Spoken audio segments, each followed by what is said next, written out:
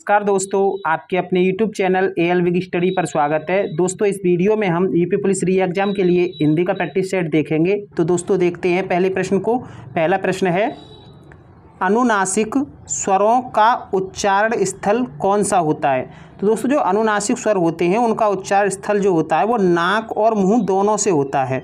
नाक और मुंह दोनों से होता है। और इसका अनुनासिक स्वरों का जो चिन्ह होता है, चिन्ह जो होता है दोस्तों चंद्रबिंदु होता है। अनुनासिक स्वरों का जो चिन्ह होता है वो चंद्रबिंदु होता है और उनका उच्चारण जो है वो नाक और मुंह दोनों से होता है। तो इसका राइट आंसर क्या हो जाएगा? राइट आंसर हो जाएगा ए।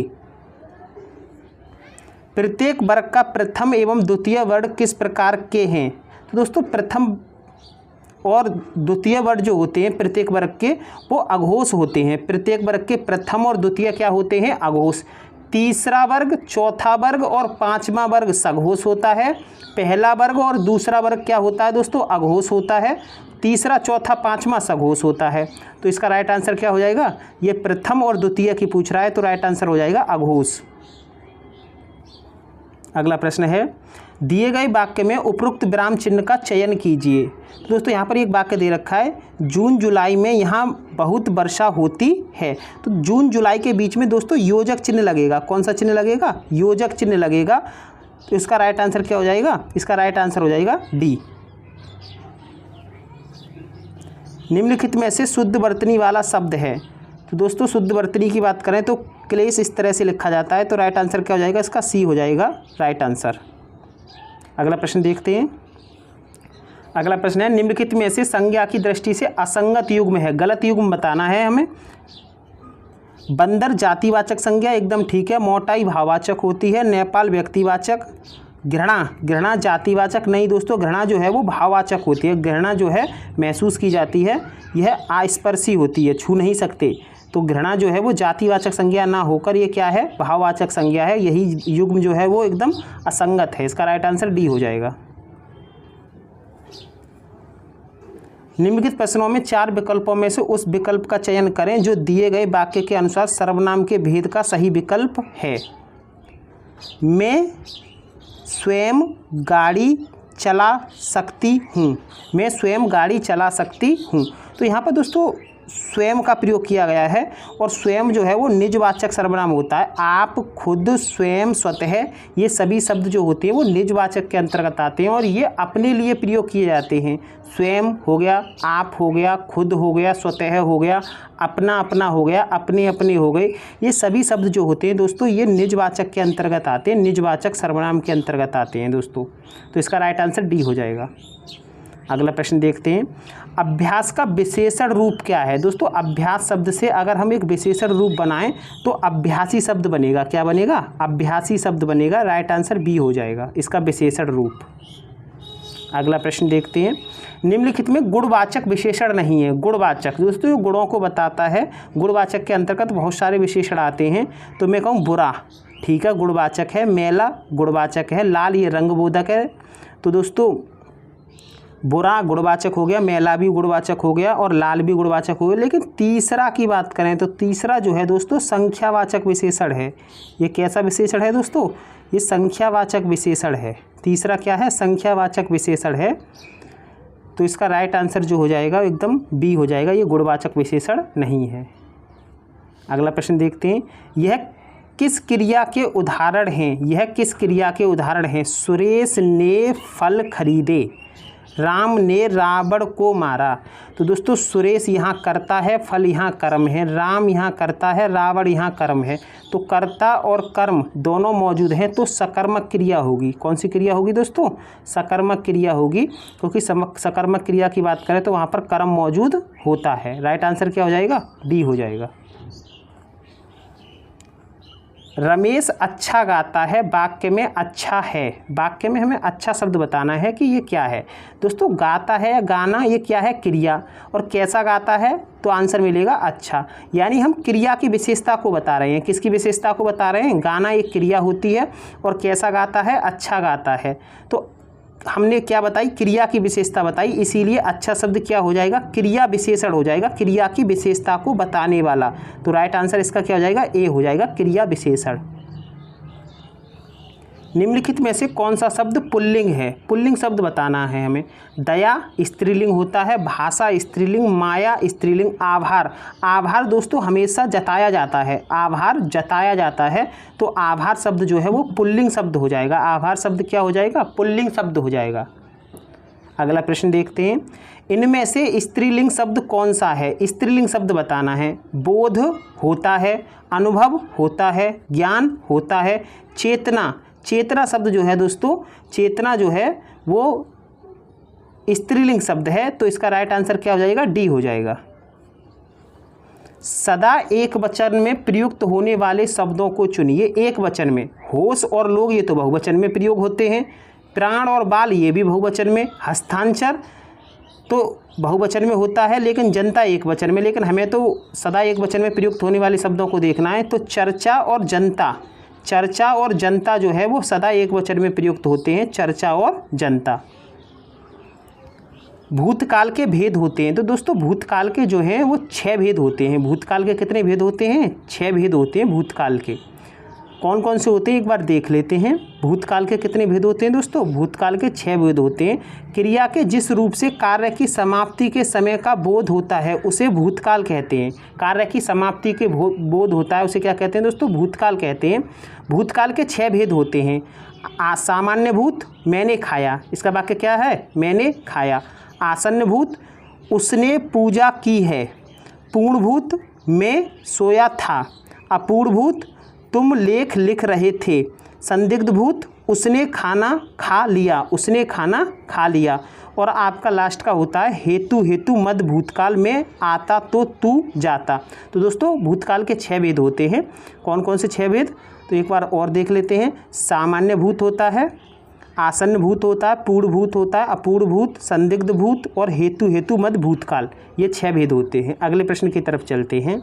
अगला प्रश्न है, निम्न में भाववाच्य है। तो दोस्तों भाववाच्य का उदाहरण जो हो जाएगा, मोहन से बैठा नहीं जाता। मोहन से बैठा नहीं जाता, ये भाववाच्य का उदाहरण है।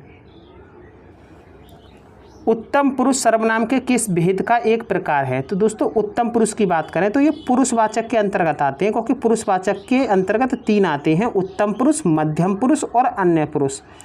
तो इसके 3 भेद होते हैं पुरुषवाचक के। एक तो होता है उत्तम पुरुष, दूसरा होता है मध्यम पुरुष और तीसरा होता है अन्य पुरुष। फर्स्ट पर्सन, सेकंड पर्सन और थर्ड पर्सन। तो ये किसका हो जाएगा? ये हो जाएगा पुरुषवाचक का। अगला देखते हैं, ऐसे कौन से शब्द हैं जिनका प्रयोग स्त्रीलिंग और पुल्लिंग दोनों रूपों में होता है? स्त्रीलिंग और पुल्लिंग, यानी स्त्रीलिंग के लिए भी प्रयोग कर सकते हैं और पुल्लिंग के लिए भी। तो दोस्तों राष्ट्रपति की बात करें, चाहे स्त्रीलिंग हो, चाहे फीमेल हो, चाहे मेल हो, दोनों के लिए राष्ट्रपति शब्द का यूज करते हैं। ऐसे ही प्रधानमंत्री शब्द का भी यूज करते हैं। तो राष्ट्रपति और प्रधानमंत्री शब्द ऐसे शब्द हैं जो स्त्रीलिंग और पुल्लिंग दोनों के लिए क्या हो सकते हैं? यूज हो सकते हैं, प्रयोग हो सकते हैं। आचार्य किशोरीदास वाजपेयी के मत में हिंदी में कितने कारक हैं? तो दोस्तों वैसे कारकों की संख्या जो है वो हिंदी में 8 है। कारकों की संख्या कितनी है हिंदी में? 8 है। लेकिन आचार्य किशोरीदास वाजपेयी ने कारकों की संख्या जो है वो अपने मत के अनुसार 6 मानी है। अपने मत के अनुसार क्या मानी है? 6 मानी है। तो दोस्तों एक बार देख लेते हैं 8 कारक कौन कौन से होते हैं। एक तो कर्ता होता है, कर्ता की विभक्ति ने होती है। कर्म होता है, कर्म की विभक्ति को होती है। करण होता है कारक से या के द्वारा होती है, लेकिन ये साधन के रूप में होती है। संप्रदान की बात करें तो के लिए। अपादान का जो है वो से होता है। लेकिन दोस्तों यहाँ पर हमने बात करी करण की विभक्ति भी से होती है और अपादान की विभक्ति भी से होती है। अपादान की विभक्ति की बात करूँ तो ये अलगाव के अर्थ में होती है। जैसे हिमालय से गंगा निकलती है तो यहाँ से दूर हट रही है, तो अलगाव को अलग दिखाने के लिए है ना, अपादान की विभक्ति से का प्रयोग किया जाता है।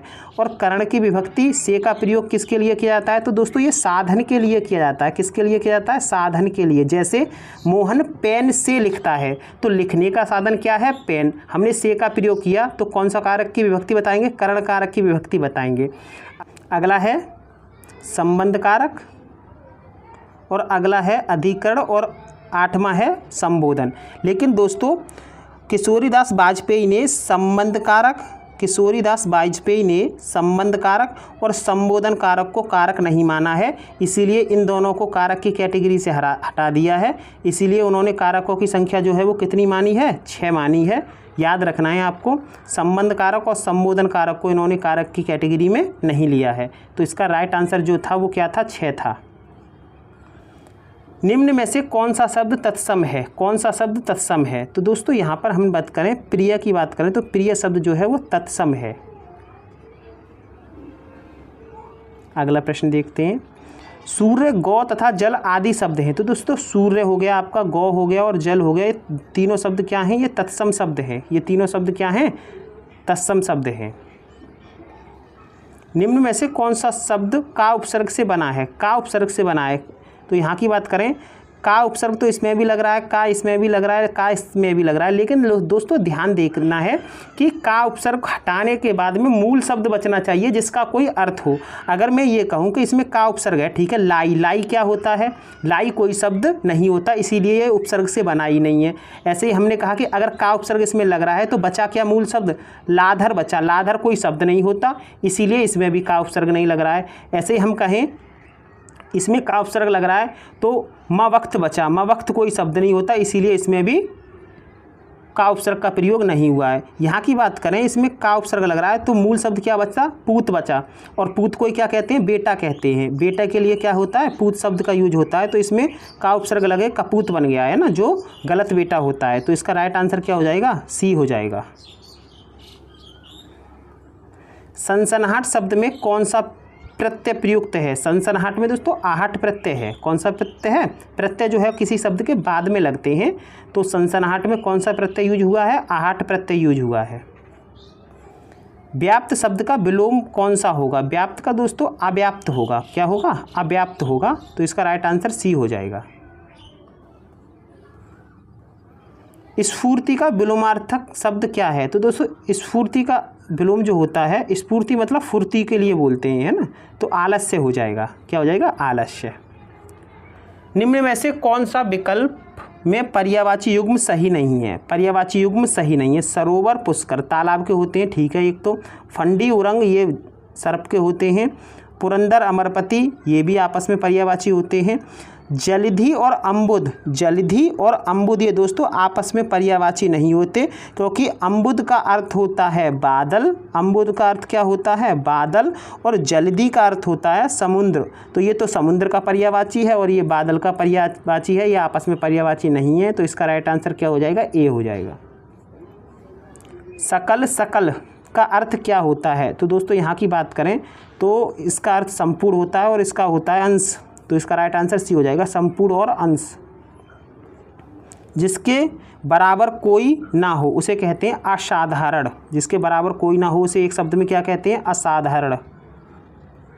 खाद्य सामग्री जो यात्रा के समय रास्ते में उपभोग के लिए दी जाती है उसे कहते हैं पथ्य, पाथ्य कहते हैं। क्या कहते हैं दोस्तों, पाथ्य कहते हैं उसे।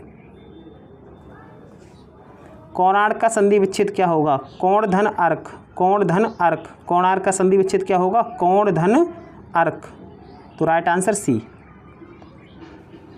बखूबी में कौन सा समास पाया जाता है? तो दोस्तों मूल शब्द इसमें खूबी है और उपसर्ग से जो बने सब समास वाले सब शब्द होते हैं वो अव्ययभावी के अंतर्गत आते हैं, क्योंकि अव्ययभावी में उपसर्ग लगता है।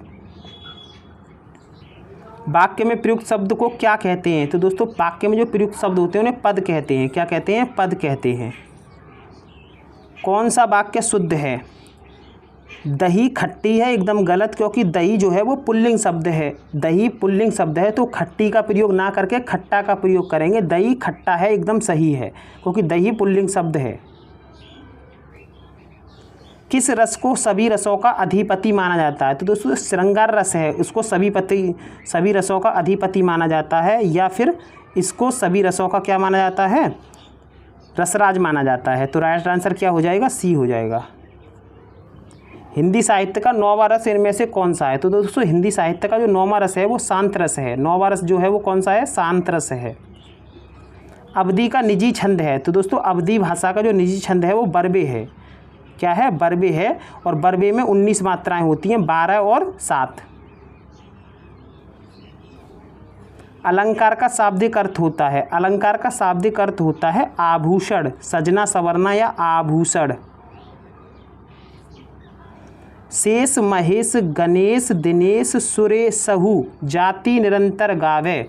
में कौन सा अलंकार है? तो दोस्तों यहाँ पर वर्णों की बार बार आवृत्ति हुई है और जहाँ वर्णों की बार बार आवृत्ति होती है वहाँ पर अनुप्रास अलंकार होता है। काटो तो खून नहीं का अर्थ होगा, काटो तो खून नहीं का अर्थ होगा, तो ये होता है दोस्तों भय के कारण स्तब्ध हो जाना। तो राइट आंसर क्या हो जाएगा? सी हो जाएगा। प्रेम वाटिका के रचनाकार कौन है? प्रेम वाटिका के रचनाकार जो हैं दोस्तों वो रसखान हैं। कौन है? रसखान हैं। निम्नलिखित में से कौन सी बोलियां उत्तर प्रदेश में बोली जाती हैं? कौन सी बोलियां? तो दोस्तों ब्रज बोली जाती है, अवधी भी और कन्नौजी भी। लेकिन बघेली की बात करूँ ये उत्तर प्रदेश में ना बोलकर एमपी यानी मध्य प्रदेश में बोली जाती है। तो इसका राइट आंसर हो जाएगा पहला, दूसरा, तीसरा, यानी कि ए वाला जो है एकदम राइट हो जाएगा। अगर दोस्तों आपको वीडियो अच्छी लगी हो तो वीडियो को लाइक करें तथा चैनल को सब्सक्राइब करें। धन्यवाद दोस्तों।